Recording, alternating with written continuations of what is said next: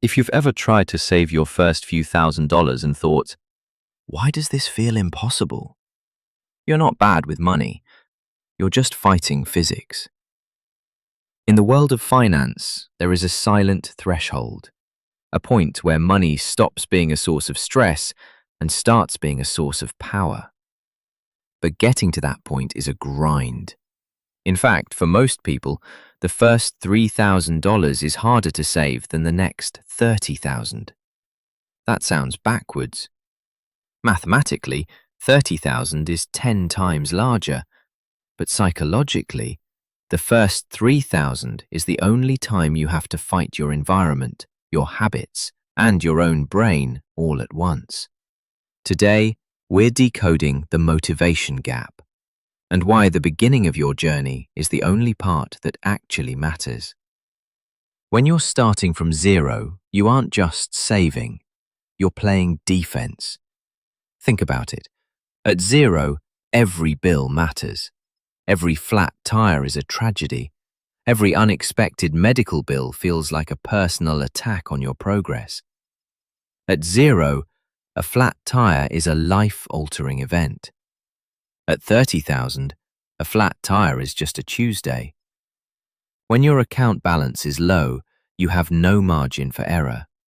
You are forced to say no to things before you've ever seen the yes of a growing balance. This is why humans are terrible at staying motivated in the early stages. We are wired for visible progress. If you work 40 hours a week and only see your savings go up by $50 after bills, your brain registers that as a failure, even though it's a win. Psychologists call this loss sensitivity. It's the reality that the pain of losing money is twice as powerful as the joy of gaining it. When you have $1,000 in the bank, that money feels fragile. It's survival cash. You're constantly worried about needing it, which makes holding on to it feel like a high-stakes game of nerves. Because the balance is small, it doesn't feel like progress. It feels like a temporary holding cell for future expenses. You're waiting for the other shoe to drop. This is the broke loop. Because you don't feel rich, you don't act rich. And because you don't act rich, you never reach the milestone where the math starts to take over. But then something happens. Usually around the $10,000 to $15,000 mark. You cross what we can call escape velocity.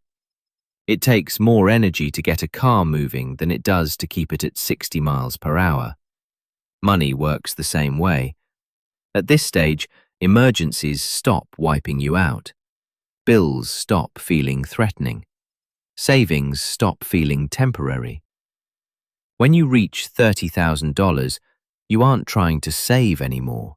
You are managing capital. You've built a foundation. And that psychological shift is massive because you've finally seen proof that this works. So why does the next 30,000 feel easier?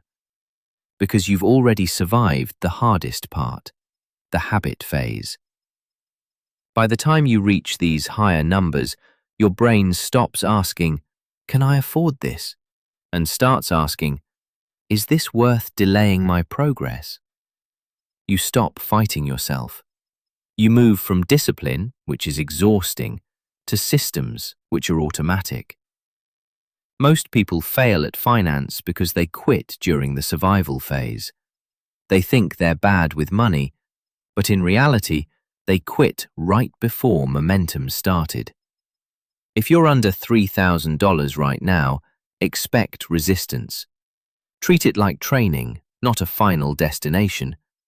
You aren't trying to feel rich yet.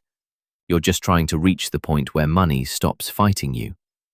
And once you get there, you'll realize the first few steps were the only ones that required real effort. At Luxen Finance, we believe in simple investing and smarter decisions. If you're ready to move past the survival phase, consider subscribing. Let's build something stable, one milestone at a time.